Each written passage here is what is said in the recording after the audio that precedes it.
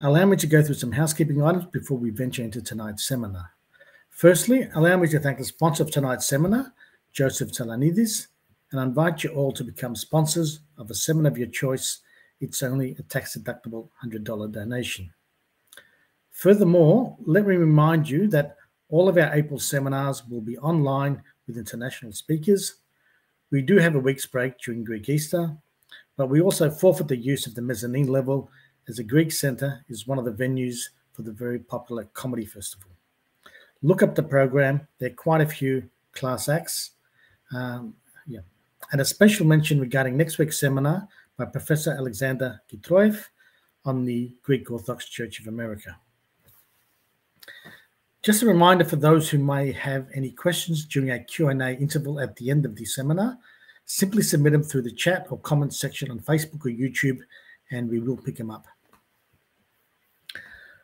We've all grown up with myths and legends around ancient Sparta and Spartan warriors, and films like 300 just entrench those viewpoints. And all societies have myths as they serve a purpose. Their function can be mystical, cosmological, sociological, or pedagogical. Myths provide comfort. They provide entertainment, neutralizing the drudgery of daily life. They can reflect the moral code of conduct or code of behavior to aspire to. In both ancient and modern cultures, often myths serve a profound purpose. They answer timeless questions and serve as a compass to each generation. I'm sure there were more than 300 Spartans facing the Persians. But can you also imagine the impact of tales of their heroism had on other Greek citizens in other Greek city-states, on how it galvanized them, on how it strengthened their resolve to defend Greece? And there are countless examples of these in history. Who knows exactly how many Germans the sniper Vasily Zaitsev killed, but reports of his deeds, even exaggerated ones, would surely have lifted Soviet morale in the Battle of Stalingrad. So this is the subject of tonight's seminar, Ancient Sparta and the Ancient Spartans, separating the myths from reality, or is there a blurred middle ground? And to give this presentation, we kindly welcome back Professor Paul Cartledge. One would struggle to find a better global authority on the Lacedaemonians who inhabited ancient Sparta. A true lakonophile, to say the least, is an honorary citizen of Sparta and recently was awarded the Commander of the Order of Honor, Tαξιάρχης της Τιμῆς, for his contributions to enhancing Greece's stature abroad. In true laconic fashion, I won't go over his endless achievements, awards, and publications. I will only mention that in 2008, Professor Cartledge was elected to the newly established A.G. Leventis Professorship of Greek Culture at Cambridge University, a position from which he retired at the end of September 2014. And his most recently published book is on Thebes, the Forgotten City of Ancient Greece, which came out in 2020 by Picador, and this is also the subject of last year's seminar at the Greek community. Enough for me. Welcome once again, Professor Cartledge. The floor is yours.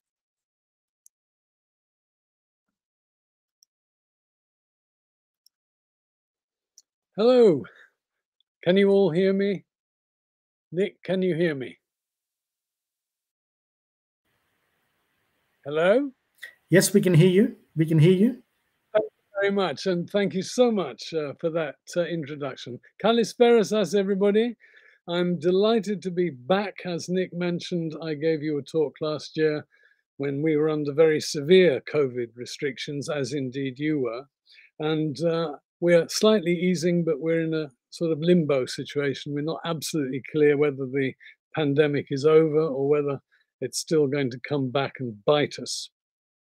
Thank you especially, therefore, to the Greek community of Melbourne, to its sponsors, and especially to Joseph Lakonizers. Thank you, Nick, Dr. Nick Dallas, for hosting me. And thank you, Kostas Avlonidis, for being our techie. You called me a lakonophile, Nick, and of course, in a certain sense, I am. But there is a dark side to Sparta, and one mustn't, I think, occlude that, either in the present or, so far as ancient historians studying ancient Sparta, like myself, go. I started studying Sparta very seriously in the late 60s, which means that I've been at the game for now over 50 years. I completed my doctorate at Oxford in 1975. My first book on Sparta came out in 79. And so we're going strong 40 plus years on. I have to start, I think I would start any lecture at the minute on the awful subject of Ukraine. But I do so for a particular reason today, or really two reasons actually. One is that there are many, many Greeks or people of Greek descent, as you yourselves in Melbourne, Greek or of Greek descent, in the southern part of what used to be more globally Russia, but is more often now Ukraine or Crimea. And in particular, I'm thinking of the city which is currently under the Kosh, Mariupol, where the Leventis Foundation has been involved. The Leventis Foundation that sponsored my chair and sponsors me now as a senior research fellow of my Cambridge College, Clare College, Cambridge.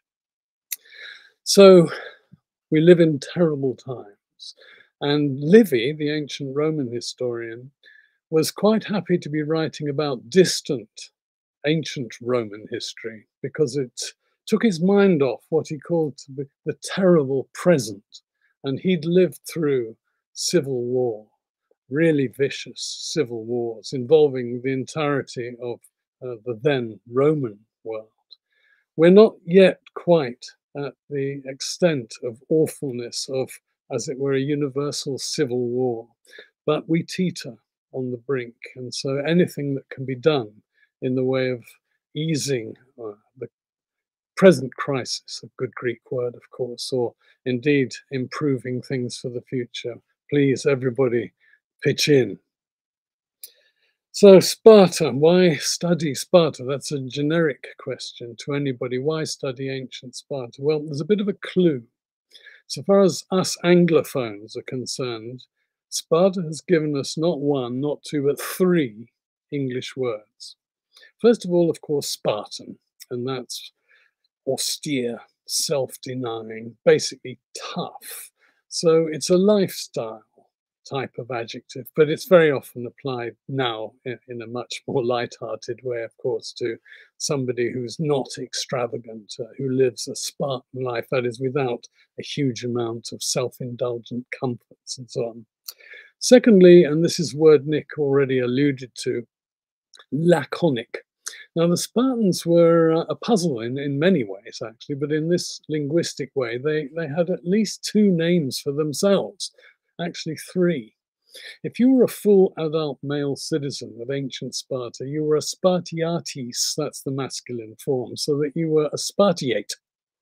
But you were also, because your state, the entirety of the territory, was Lacedaemon, you're also a Lacedaemonios. And so those two terms are overlapping and interchangeable in certain contexts. But there was a third one, and that's where we get laconic from, and it's lakones, ancient Greek lakones, the adjective of which is lakonikos, and so laconic, meaning not indulgent in speech, very clipped, again, military style utterance. And then thirdly, and this is one that's rarely used, and of course may even be a novelty at any rate, it's helot. And helots, generically speaking today, are a subservient, subordinated underclass, typically of economic nature. So, for example, one might have referred to the apartheid system of South Africa to most black people in South Africa as living the life of a helot. So those three are a symbol and a sign that ancient Sparta still lives with us. And it's very striking that on March the 3rd, Zelensky, the president of Ukraine, was so mindful of ancient Sparta as a possible analogy for the modern world. And of course, what he had in mind was when the Persians invaded mainland Greece, the first line of resistance was put up, led by those Greeks who didn't want the Persians to conquer them, led by the Spartans at the Thermopylae. And Zelensky said that he did not want his Ukraine merely to suffer what the Spartans and Greeks had suffered at Thermopylae. In other words, Thermopylae, as a myth in one of Nick's senses, which I'll come back to shortly, was very present in the mind of a people being invaded by a foreign, as they see it, power, and resisting in defense of not freedom, but a way of life and a culture and everything that goes with being an ethnic national group today. So I was very struck by the fact that in this critical moment of a war, that Zelensky should think of ancient Sparta. The title of my talk, as Nick has said, is Myths as opposed to reality. Well, myth has two fundamental senses, and Nick gave a really good, actually much better than could, explication of the two senses. One of which is that they're something that really matter, a story, told in different ways, of course, but that talk about something absolutely fundamental. For example, relationship between humans and gods. And I put it that way in the plural, because my people, the ancient Spartans, are of course polytheists. They are not monotheists. The world was full of gods and goddesses and heroes and heroines, all deemed due for worship. So in that ancient sense, myth still has currency today. But there's the other sense, which I suspect most of you, when you heard the title, will have immediately thought of, and that is not true. A story that purports to be true, but actually isn't, and can be, one hopes, proven to be false, if it is a damaging false story. And I'll give you I suppose now, the obvious example. According to Vladimir Putin, the Russians are not fighting a war of aggression and invasion in Ukraine. This is a special military operation, so a kind of sideshow. And it's not a war. So as Kostas reminded me today, a cartoon has Putin saying, "I'm not a war criminal." Well, of course he's not, because he's not fighting a war. Well, you and I, those of us listening today, know that that is frankly a lie. And what I'm thinking of more and more as I see the Russian propaganda that is used to describe the invasion of Ukraine, I think more and more of 1984. That is George Orwell's nightmare scenario. And he has a vocabulary list at the back of the book, which tells you that black equals white. In other words, that lies equal truth. What I say, though it's a lie, is true. And that's what we're up against now. Now, the ancient Spartans, or rather the modern reception of the ancient Spartans, the way in which we today as scholars try to understand the ancient Spartans, has generated a term which is a version of myth. And it's mirage. It's the French word because it was coined by a French scholar in the 1930s, François Ollier. And le mirage spartiate was his term for the way in which ancient Sparta has been preserved. That is, the evidence for it in written literary sources that survive from antiquity. Because actually none of them was a Spartan, because actually most of those writers were either very prejudiced in favor of Sparta or very prejudiced against Sparta. Neither of them, as it were unbiased, and therefore were liable to tell you how it actually was without any kind of prejudice. He used the word mirage. Now, I think in English we've borrowed the term from the French. Mirage can have a couple of slightly different, overlapping, reinforcing meanings. One, suppose you look at a jug of water in which a straight stick has been placed. look at it and the stick will look bent. It isn't bent.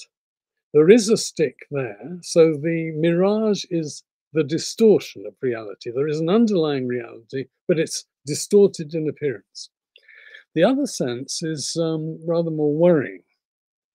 You're driving along on a hot, dusty road. I did this myself in California some years back. And in front of you, there appears to be a lake. You seem to be coming up to be driving through a lake. Well, actually, of course, there's no water there whatsoever. That is a mirage. And so this is what, today it's a horrible phrase because it's used by appalling people as well as by decent people, fake news. In other words, sheer invention. And I'll give you just one illustration of that. We have an Athenian source. It's called Isocrates. He functioned in the late 5th and 4th centuries BC. He lived till he was nearly 100. And he wrote political propaganda, pamphlets. And being an Athenian, he wasn't that keen on Sparta, not in every respect at any rate. And one of the things he alleged was that all Spartans were totally illiterate. They could neither read nor write. Now, the spurious basis for that is that the Spartans didn't place a high premium on producing written literature for publication. Actually, they had had great poets early in their history, but that sort of creative impulse seems to have died out. On the other hand, we as historians can quite easily point to all sorts of evidence, both in written ancient texts and actual written texts by Spartans, which demonstrate that that is fake news. Isocrates was simply lying. So that's the kind of bifurcation of mirage, utterly untrue, made up. On the other hand, possibly true, an element of truth, but distorted. Now, I've given talks recently on Sparta, surprisingly enough, with particular emphases. One of them at the House of Lords in London on the constitution of Sparta, so the political elements of a Spartan society. Secondly, I've given a talk to New York on sexuality and gender in ancient Sparta. So one can, of course, look at Sparta in all sorts of different ways. Well, today I'm going to go back to both of those in one way or another, but I'm also going to add on war, and I'm going to add on religion, and I'm going to look at one big myth, and that is the myth which I've already mentioned, namely of Thermopylae. So my title slide relates to the question today in a couple of ways. It shows you an older man and a younger man, and they're engaged in an exceptionally dangerous boar hunt. And so on the one hand, that completely confirms what we learn from historical sources, that boar hunting was rated a terribly important social and, if you like, virility test for a young Spartan and an older Spartan. It was one of the only 3 excuses for not attending the compulsory evening meal for an adult male Spartan who ate communally every day in their respective messes. The other reason that it's relevant to today, because on the one hand that confirms the reality of the importance of hunting to Spartan society, a very fine artwork. And it was exported and buried in a grave, which is why it survives whole. And the issue is, because one story about ancient Sparta banned ordinary adult male Spartans from taking part in any craft activity, in manufacture of pottery, for example, as opposed to the one craft they were complicit in, namely warfare. Who actually made this pot? It's a Spartan scene and it's made in Sparta, but actually it could have been made by a non-Spartan, a free person called Lacedaemonios, but belonging to a group of people called perioikoi. Regardless of that, what I want to say is that the myth that the Spartans never had any aesthetic appreciation is exploded by this sort of evidence, of which there's a great deal. The Spartans made, people in Sparta made very fine pots like this. And I'm going to show you one artifact, which, again, made in Sparta, quite stunning artifact. And again, it destroys the myth. Well, now let me go on to our slideshow. Just to start you off, here is a map of the Eastern Aegean with, down on the left, the Peloponnesos, Peloponnese, and Sparta. And key thing about Sparta is that its home territory, I mean, one of the key things, why was it one of the two most powerful Greek states? Why was it always up there in the premiership, as we would say in football terms? It came to control something like 2/5 of the totality of the Peloponnese, so that its home territory extended across a major mountain chain running down the center of southern Peloponnese, Taigetos, to embrace on the southwest Messenia. And you see here Messene, which is actually a city which had once existed, ceased to exist when the Spartans conquered that part of Peloponnese, making the Messenians helots, and then it re-emerged when the helots revolted and were helped by the Thebans to re-establish their both freedom and their political identity. A more detailed map which reinforces the points that I've just made there with some chronological indicators. The major state opposing Sparta was Argos. Argos never became either an ally or a subordinate ally of Sparta, and tended therefore to look towards, and you can see up on the top right, Athens for its linkage insofar as it wanted to be linked outside itself and against Sparta. In Messenia, you see there, Mount Ithome is the central feature. It's a mount, and it's where the Acropolis of the city of Messene, when it was re-established in the 4th century, was based. I show you this partly to illustrate the power of Taigetos, and this is obviously taken before all the snows have melted off, and that would tend to be sometimes not until May, June time. And in the foreground is a Byzantine church, and I use that to illustrate the different layers of Spartan or Laconian history. But I've chosen this particular spot because near here, very recently, has been found the, well, what must have been the palace of late Bronze Age, 14th, 13th century BC Greece. In other words, the assumed background, the real historical background of the Homeric epic, the Iliad. So if there was a Trojan War, and I put it that way because I'm a little bit skeptical of all the details, if there was a Menelaus, king of Sparta, whose wife Helen was nicked by the Prince of Troy, etc., then this was where the palace that Menelaus and Helen lived in would have been. Now there's myth in the sense of an epic tale which gives the Greeks a notion of where they're coming from. Once upon a time, we were so powerful we could wander over to what we would call today northwest Turkey, Anatolia, and besiege very powerful city of Troy with massive walls and take it.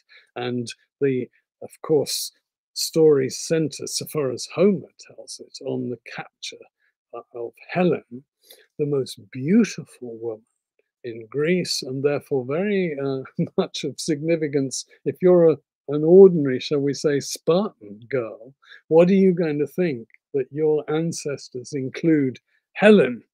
Quite a standard to live up to. So there's another type of myth where the reality is starting to be filled in insofar as we are excavating the palace, which is the equivalent of Pylos in Messenia, or of course Mycenae in the Argolid, which gives its name to the entire period. The Late Bronze Age is referred to as the Mycenaean Age because Mycenae was the most powerful city and it had the most radiating influence.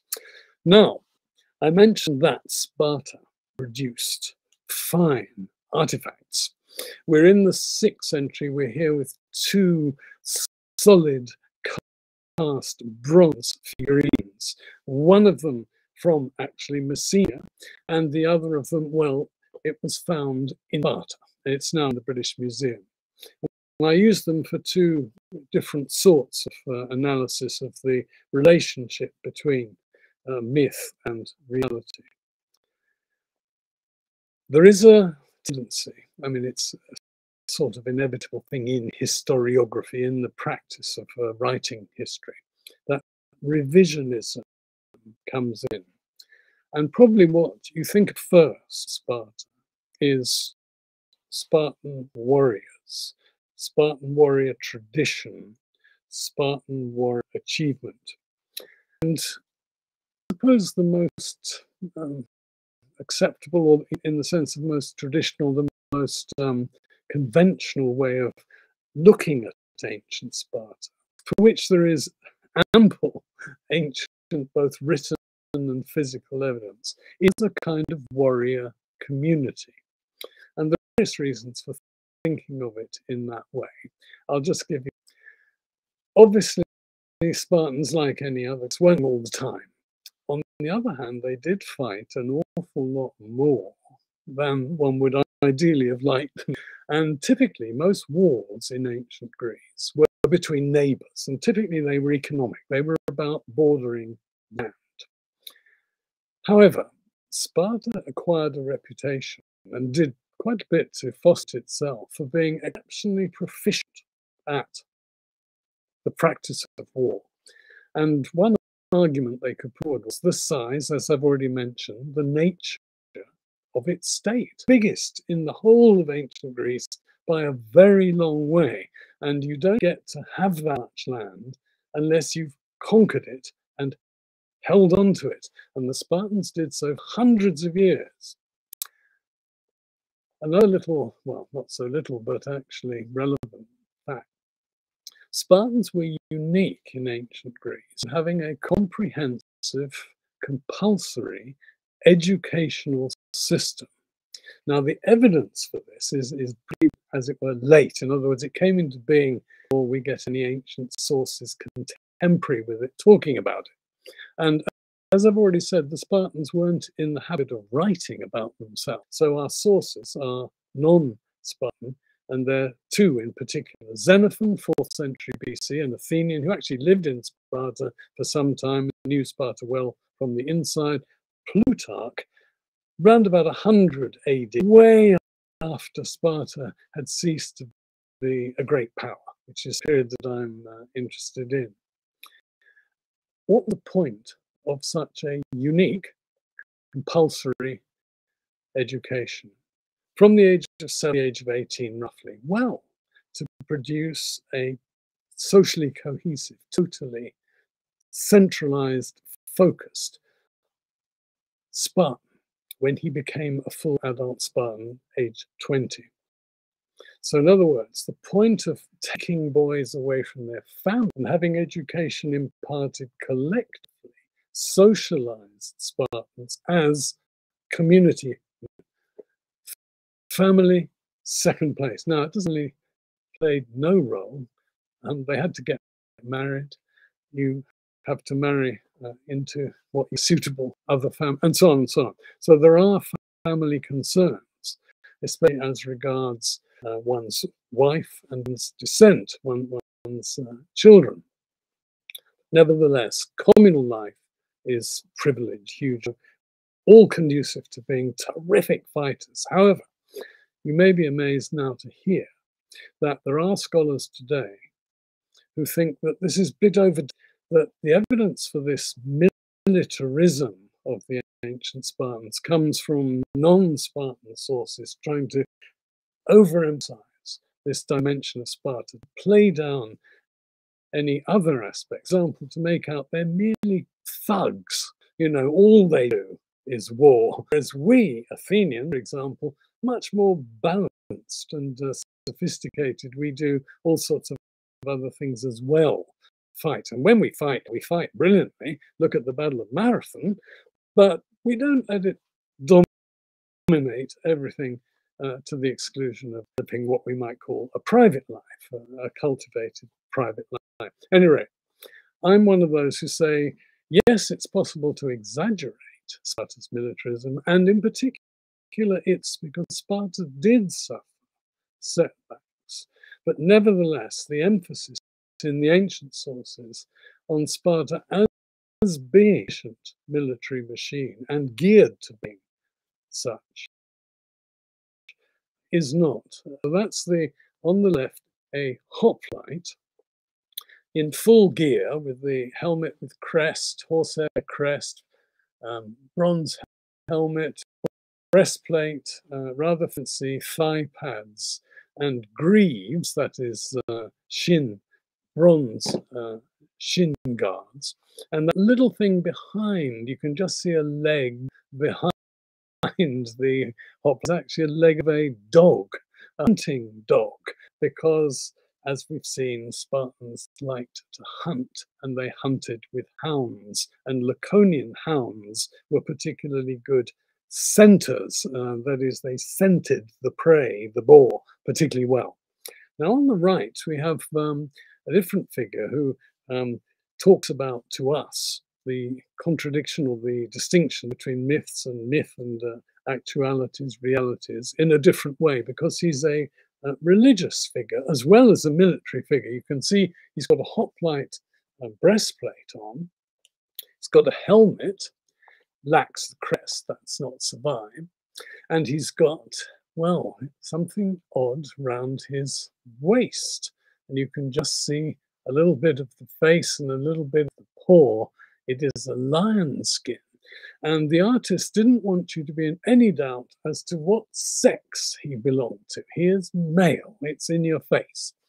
Well, in short, this is Heracles, and I've given away the clue in the caption. And Heracles was the founding father, in a way, the ultimate ancestor of the Spartans. In a slightly unusual way, the aristocracy of the Spartans, the most distinguished Spartans by birth, were all they called themselves sons of or descendants of Heracles, Heraclidae. And Sparta was again unique, as it was in having an educational cycle. It was unique in having two kings. The point of two being that each served as a kind of check on the other, such that neither of them became super powerful, didn't turn out as a tyrant, which was a word that the Spartans thought was very negative. They believed in hierarchy, and they believed indeed in kingship, but it should be double kingship. So the two Spartan royal families claimed that the current holder was a literal lineal descendant from Heracles by birth. And that is a myth in the sense of validating the nature of the Spartan kingship, the identity of the Spartan state. And Heracles was the principal god hero worshipped by the Spartans, among others, to validate their worldview and indeed their temporal, their this life power. So now what about, I've spoken so far mainly, if not exclusively, about the male half of the Spartan, full Spartan population. I'm not going to go into all the details of where this figurine is from. Made in Sparta, absolutely no question, in terms of stylistic attribution. Also, interestingly, dressed in what the Greeks called a kitoniskos, a little chiton, revealing one breast. And so typically interpreted by many scholars as being in a condition of running However, the tilt of her head back, this is not actually a good look when you are running, indicate that she could also be considered to be dancing. And there is lots of evidence that Spartan young girls danced in a very specific way, not just for the hell of it, not just for fun, but as a rite of passage. That's to say, you're coming up to being married, you join a chorus of girls of your same age, and you become a dancing, singing chorus. And there is a Spartan poet, he's called Alcman, who is said to have invented a genre of Greek poetry, which is the maiden song. Parthenos means unwed young girl. A Parthenion is a song sung and danced by a chorus of such unwed young girls. Alcman writes the words for them and the music and teaches them how to do it. We have several examples of his work surviving. So the ancient evidence about Spartan females is very, very ambivalent. On the one hand, wow, they're really terrific in terms of their social combining to perform terrific dances. But they were also, now this is where it edges into the grey area between myth and reality, they are also supposed to have had their own parallel educational cycle to their contemporaries among boys, to such an extent that there are sources, now this is where one thinks that we're talking about fantasy, naked young girls, let's say 13, 14, wrestle with naked young boys as part of the educational training so that the girls shall be very fit in every sense, both physically and good looking, and good, therefore, mother potential. The point being that in order to reproduce a powerful people, you need both the women as well as the men to be in the best possible physical condition. And so, well, it then gets worse. There are sources that say, you know, the Spartans, men, they're so shameless in not controlling their young females as they should, that they actually offer them up sexually to visitors. Well, that's where I draw the line. In other words, because the Spartan girls were treated really significantly differently from your typical girl in, let's say, Athens, the exaggeration that they're therefore totally promiscuous with the connivance of their fathers and brothers and what have you, that's where one draws the line in terms of reality. Now, I said I'd show you some major artifacts produced in Sparta, and here is, I think, probably the most magnificent. It's about 5 foot tall, and it was found in the south of France in Burgundy. And so it had to be transported somehow from Sparta's port, Gideon, to eventually the mouth of the Rhone, and then it goes up the Rhone and then the Saône, and it ends up at a place called Vix, which is near Châtillon-sur-Seine on the River Seine, where there's a museum in which this magnificent artifact resides. And round the neck, you see a procession of hoplites. And actually, it's a very good illustration of what the hoplite shield looked like from the inside, the hoplite in the middle there. And he's fully equipped with a helmet, breastplate, greaves, all fantastic. So that speaks to the, if you like, military quality. This is how these, the Spartans who gave this or were commissioned to sell this to eventually a princess, a non-Greek, Celtic princess of the Hallstatt period. This is how it was thought Sparta wished to show itself when that object, and think about it being transported, all the hands through which it would go before it reaches its final resting place in the burial of a princess at Vix. Now, I said I'd use one myth, and this is basically my last, or last but one, series of slides.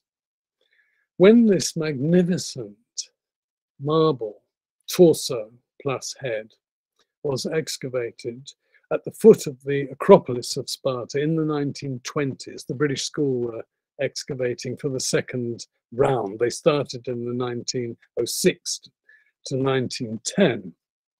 They then went back to Sparta 1924 to 28. When the Greek workman who uncovered this figure saw it, he immediately said, Lakonizers. Now, art historians will tell you the dating is probably wrong. In other words, he belongs in the 480s, before the Battle of Thermopylae, so it couldn't possibly be a memorial to Leonidas, because Leonidas is still alive and is king. On the other hand, why otherwise would the Spartans have commissioned a statue of Leonidas when they didn't do that for anybody else except a rather renegade, not a king but a regent, the man who was in command of the Battle of Plataea, that is Pausanias, and his statues were bronze, not marble. So there are good reasons, I'll cut a long story short, why this figure actually was originally from a temple, from a pediment, and he was not alone. He was confronting some other figure, and he was not a human, he was a hero. So for all those reasons, Leonidas, the title, is a myth in that very strong sense of not true. However, it's a most powerful myth. And Nick at the beginning very amusingly said he thinks there probably weren't only 300 Spartans at Thermopylae. He's right. There were at least 301 because Leonidas was a Spartan. Now, the horse that he selected was not his normal royal bodyguard, which was indeed 300. And these were young men in their 20s, specially selected. And then when one of them or any of them graduated at the age of 30, there was an election to replace. So the number always remains 300. And it's fiercely competitive. But Leonidas, for the particular task of going north, way north, in 480, to establish a bridgehead in the Thermopylae Pass between Macedonia and Thessaly in Phocis, he made a special selection of 300, obviously brave men, but men who were both married and fathers, and not just fathers, but fathers of sons. So since the Spartans typically married in their late 30s, we're probably talking of several of the 300 being over 30. So they couldn't have been in the ordinary royal bodyguard any longer if they had been before. At any rate, the point is this: why do you choose men who not just are married, but have a son? I think it's obvious, isn't it, that supposing the 300 or any of them die at Thermopylae, indeed, supposing all of them die, then there are 300 very young, possibly, males back in Sparta who will carry the torch on, who will be inspired by the example of their fathers to become super Spartiates. And the whole example of this heroic death will be a way of enabling Sparta to maintain internally and externally its self-image as self-sacrificing, utterly fearless, dying not just for Sparta, but for Greece, for freedom. All that stuff is comprehensible, defensible. However, one of the oddities of Thermopylae is that it is more famous, I think, than I've already just mentioned, the Battle of Plataea, whereas Thermopylae was a defeat, and actually quite a serious defeat, because the Persians under Xerxes just poured through the pass and straight down to Athens, which they torched, which was, of course, their objective. Whereas Plataea was the finally decisive battle of the Greco-Persian Wars. This year is its 2500th anniversary, exactly.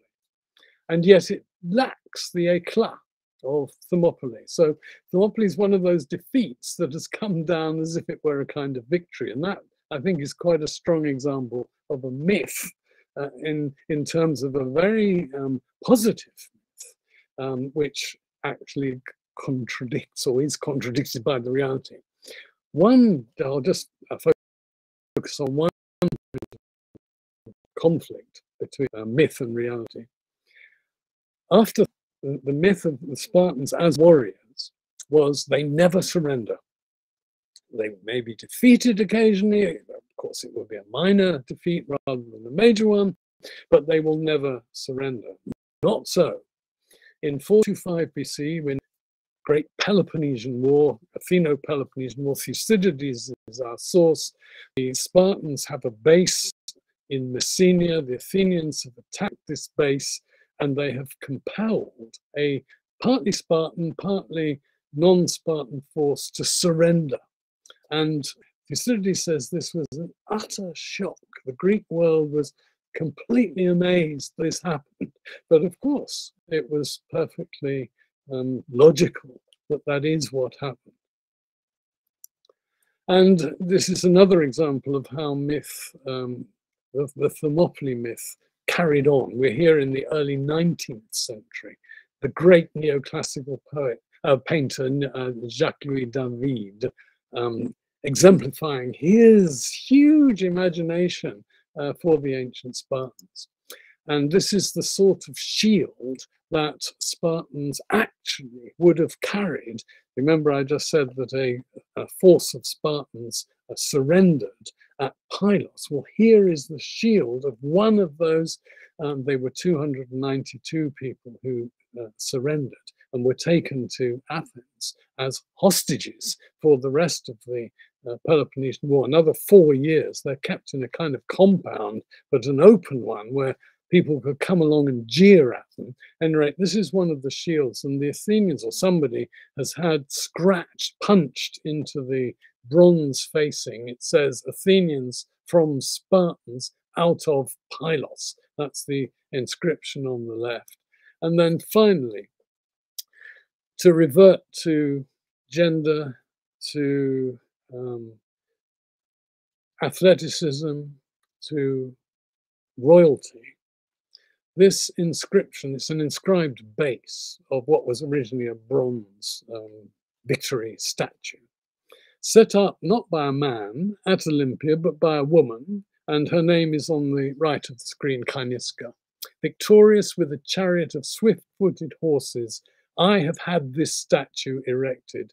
I declare myself the only woman in all Hellas to have won this crown. Now, remember, I was banging on about how community-minded the Spartans were. Yes, they had kings, but they had two, so that neither of them should get above himself.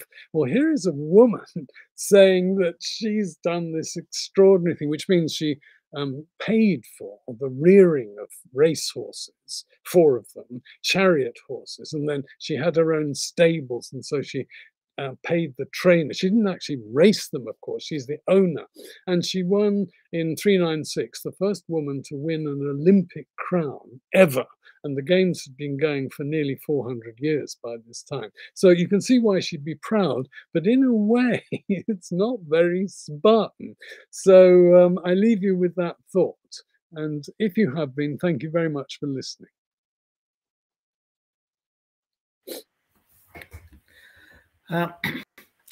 Thank you, Paul, for both that excellent and entertaining presentation. I'm sure there'll be quite a few questions from our audience, but let me sort of start questioning.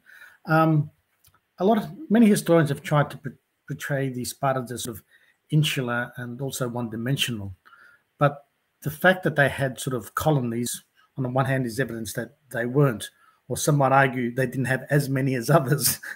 In that sense, they were more insular. Can you say something about Spartan colonies? And well, depends what view you take of why so many Greeks left mainland Greece and the islands from the end of the 8th century, and there was a a kind of period. In other words, a colonization. We use the word colonization. It's slightly inaccurate because when these Greeks left, let's say Evia, they founded an entirely new city. And so they weren't colonial subjects of their original homelands. They had a metropolis, a mother city, with which they were bound by sentimental ties. Their ancestors had been buried back home, rather like you guys in Australia. They were starting out afresh. Now, many of us think that one of the major drivers of the movement was land shortage. That is, not that there was an absolute shortage, but that a few families had too much. I mean, rather comparable to the world situation today, where 1% own a vast share of global wealth. And so if you look, as I pointed out in one of my early slides, at how Sparta's home territory expanded, there was no need to go abroad to export Spartans to ease land tenure problems at home. However, there are a couple of, I would say, exceptions. One, there is a myth, a story, that the people of Thera, which is modern Santorini, were originally Spartans. There is a better founded story that people who settled in the south of Italy, in the instep of Italy, a place today Taranto, Latin Tarentum, ancient Greek Taras, that the original founders came from Sparta, and there is archaeological evidence to document that. And that to me makes sense, that there should be a group. I mean, the story is actually very developed. It's though told in a very late source, in the 1st century BC, that there was an internal dispute. There was a group of Spartans who were very dissatisfied with their lot. And so rather than them continuing to be sort of standouts, to being misfits, to being outlaws, they were exported from Sparta to Taras. And their collective name, it's a puzzle actually, is Partheniae, which is the same root as Parthenos, maiden. And the Spartans invented stories to account for how these people got that name, why they were exported, who led them, and all that. So that's my answer on colonization. And I think the next question by John Consulos, you slightly touch on the answer. Can you comment on land ownership and the role of women in ancient Sparta? Our principal source for historical Sparta is Xenophon. He doesn't, as it happened, go into that aspect of the status of women in Sparta. He touches on other aspects. Another writer, very famous, a pupil of Plato, like Xenophon, Aristotle, he and his pupils at his school in Athens, the Lyceum we call it, I mean Lyceon in ancient Greek, compiled 158 different accounts of different cities.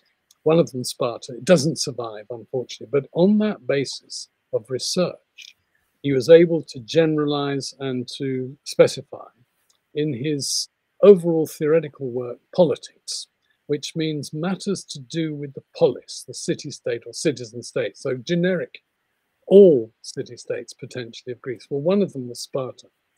And he has a real go at Sparta in book 2. And he thinks that Sparta in his day, 330s, 320s, is no longer the power that it was because of the women. And that's because Lycurgus, the supposed founder lawgiver, didn't sufficiently provide for the restraint of women so that they behave in an unacceptably dissolute manner. And he could have pointed to one passage in Xenophon writing a history of Greece in the 370s, 360s. Huge invasion force comes down, led by the Thebans. I talk about this in my book. They invade Laconia, they invade Messenia. And as they're near Sparta, they don't actually penetrate the settlement of Sparta, but they're nearby. The Spartan women, according to Xenophon, get terrifically panicked. And part of the reason they're getting panicked is it's their own land that's being burnt. And Aristotle says that the Spartan women did more damage to the cause of Sparta then than did the Thebans and their huge allied force. Perhaps 60, 70,000 people were invading Laconia for the first time ever that a foreign force of that nature had penetrated the Spartans' own territory. So Aristotle thought that the fact that women in Sparta owned something like 2/5 of the privately owned land was itself a negative comment on the fact that Sparta didn't really handle the matter of land tenure very well. But that was just part of a wider critique of, as I've said, the way in which the Spartan women's indiscipline contributed to the relative indiscipline then, at the time of the invasion of the Thebans, of the entire community. Thank you for that. I've got a question from Michelle Leach. Thank you for your presentation, Paul. Are there any significant ongoing excavations that may shed more light on the Spartans? Yes, there are. They're obviously typically rescue excavations for the obvious reason that the modern city of Sparta, which was opened in 1834 after the Greek state came into being in 1832, was plonked straight directly on top of ancient Sparta. So it's only when there's building work, a new road or a new hotel or whatever, or a new house, that they get access to underlying levels. And in the last 20 years or so, the Greek Facteria, the local administrative branch of the Greek Archaeological Service, has been very, very active. And happily for me, people like me studying early Sparta, as opposed to post-classical or Roman Sparta, has unearthed at last quite a few graves of ordinary Spartans in Sparta. When I was doing my doctorate in the 70s, I could find reference to only 6 graves of the entirety of something like 400 years of Spartan habitation. And the significance of this is we are told by later sources, confirmed, I think, by the archaeology or what's been discovered, that the Spartans buried their dead amongst the living. And you could argue about why they did that, you know, what was the real reason why they did, whereas many other cities by the 6th century BC had started separating off graveyards, cemeteries from living space deliberately, so that there should be no pollution of the habitation space by the miasma, the pollution potentially coming from the graveyards.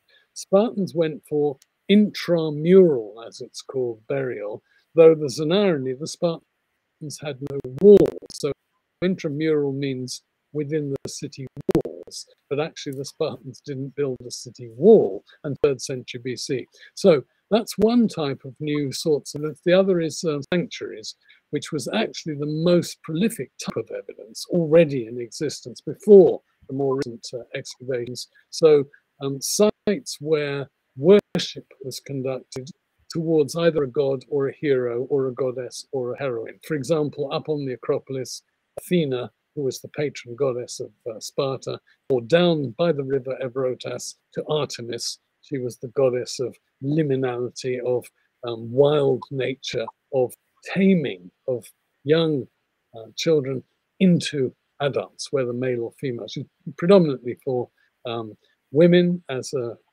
female goddess, but also included many, many dedications by men. Okay. A question here from Mary. What text would be a good primary source for studying early Sparta? Do you mean an ancient text or a modern one? I'd say probably a modern one, because you mentioned Xenophon before. So, well, I would. There's a Penguin Classics, and it's entitled Plutarch on Sparta. Now, Plutarch was Greek from Charonia in Boeotia, and as I was saying, it's writing about 100 AD. And he wrote many, many moral tracts. He was a philosopher. But on the other hand, he's perhaps more famous for his biographies, used, for example, by Shakespeare. And one of his techniques was to compare and contrast the lives of a great Greek with a great Roman. So he wrote 4 or 5 Spartan lives. The one that particularly concerned me in my research was that of Agesilaus II, a Eurypontid king who reigned for about 40 years, but of course co-reigned with more than one fellow king, because he reigned for a very long time, about 400 to 360. Well, if you get that Penguin translation by Richard Talbot, you'll find it contains not only Spartan lives by Plutarch, so Agesilaus, Lysander, Lycurgus, but also Xenophon's, I've referred to this several times in my presentation, little tract, which in Greek is called the Politia, the, what shall we say, the polity, the society, rather than the constitution of the Spartans.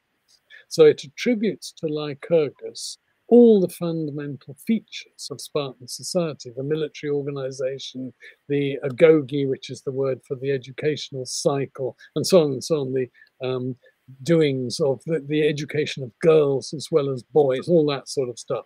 And so in that one volume, Plutarch on Sparta, you get a very good comprehensive conspectus of the evidence as perceived in the 4th century BC, and that was what Plutarch was reading. He did a terrific amount of research. Of course, there were 400 years between Xenophon, or actually getting on for 500, and Plutarch. But nevertheless, that would be what I would principally recommend as an ancient source. Okay. Question here from Conspiropoulos. How different was the Spartan defeat at the Battle of Facteria and the Spartan defeat at Thermopylae? What does it tell us about Spartan myth and invincibility?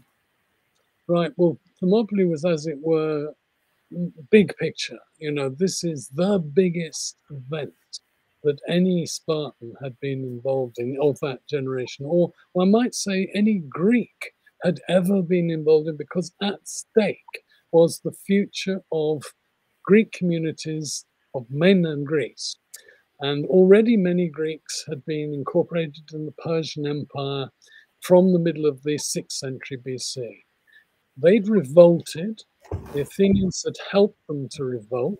They'd been quite successful because they revolted for about 6 years, around about 500. Well, the Persians were not at all thrilled with that. And so they were going to punish any Greek who'd got involved in that resistance, that revolt. And of course, that meant Athens, but it also meant Eretria on the island of Evia. So there's the campaign which culminates in the Battle of Marathon. Well, that defeat of the Persians meant it was an absolutely sure thing that sooner or later there was going to be an invasion, a big one, of mainland Greece. They probably didn't anticipate quite how big, and that's partly due to the nature of the Persian emperor, Xerxes.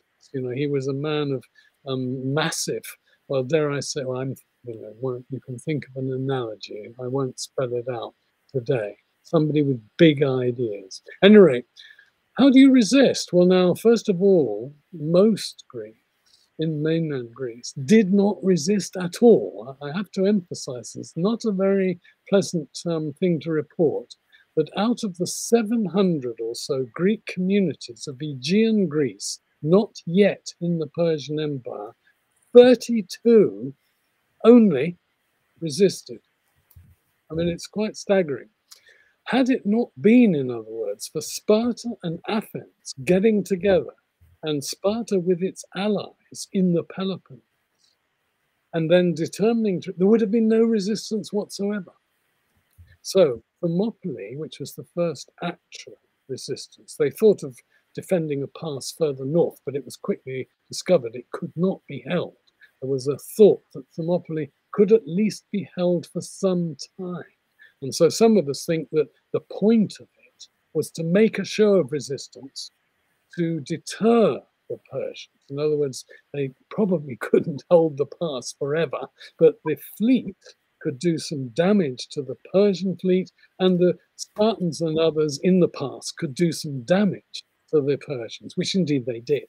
Now, the Battle of Facteria, as the gentleman says, that is the name of the little island, the islet, just off the coast of Messenia. I use the term Pylos, that is the place on the mainland. It was part of a much bigger event, internally Greek, Greek versus Greek, Athens and its allies versus Sparta and its allies, in which it wasn't so much the freedom of all Greeks was at stake, though both sides, of course, said they were fighting for freedom, but it was for power within the eastern part of Hellas, the old mainland, the old, as it were, old Greece, you know, of mainland Greece and the islands. Whereas, as I say, Thermopylae is part of a world historical conflict, and therefore they have that different significance. One therefore understands why the Spartans should big up Thermopylae, because it was desperately needed for morale if the alliance was not to collapse completely. On the other hand, it was a defeat. Heroic, but nevertheless, it was a defeat. Yeah. I think we just might finish off with one final question, and it's good to see we have a following in regional Victoria from Geelong. Were some of the myths of Spartan way of life also a form of propaganda designed for other city-states to basically leave them alone? Well, yes, partly to leave them alone, but also, of course, to copy. You may have come across a famous remark of Winston Churchill, trying to understand what the Soviet Union was really like in the 20s, 30s, leading up to the Second World War. And he called it something like an enigma wrapped in a mystery inside a puzzle, something like that. The point being that most people looking on the Soviet Union looked on it as probably an enemy culturally. We don't live like that. We don't want to live like that. On the other hand, inside many Western countries to the west of the Eastern Bloc, there were those who thought, gosh, yes, you know, the relative equality economically, the promotion of women to equality, all the stuff that comes out, in other words, in the Soviet communist myth, that was thought to be pretty good. And so there were people who actually wanted their community to be much more like that of the Soviet Union, those of the Soviet, than their own. So in that sense, the Spartans myth was promoted by the Spartans, partly for their own goal of actually spreading their influence, but also to help their mates in other cities who looked to Sparta as their sort of ideal, who would be, as it were, their protector.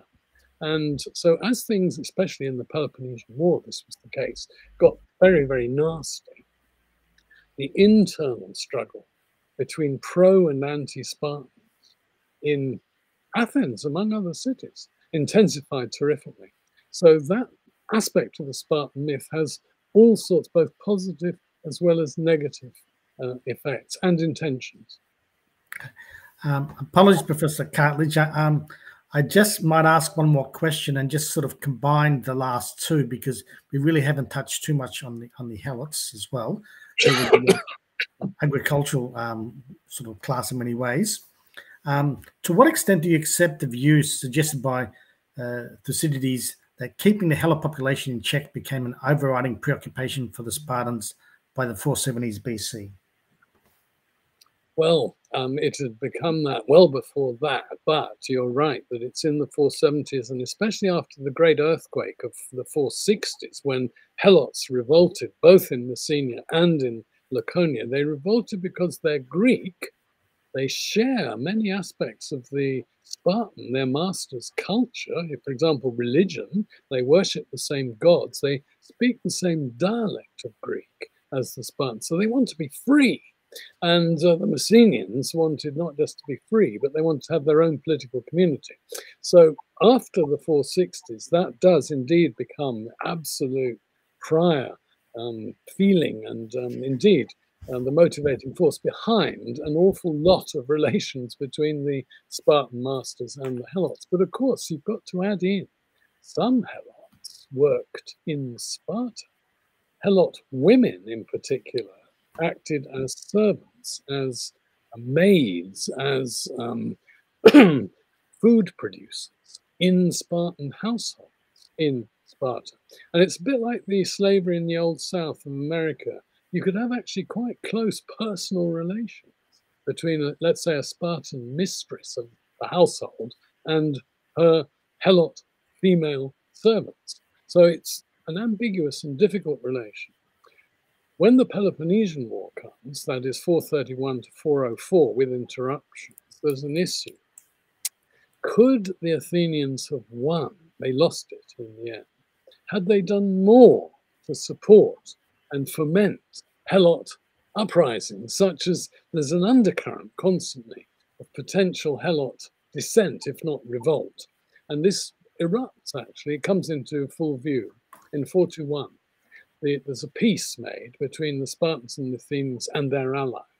It's called the Peace of Nikeas. But in addition to that, the Spartans and the Athenians conclude a bilateral, just the two of them, treaty of alliance for 50 years. One of the clauses of that is, if the slave class, the doulia, the helots, revolt, the Athenians must come to the Spartans' aid, unreservedly.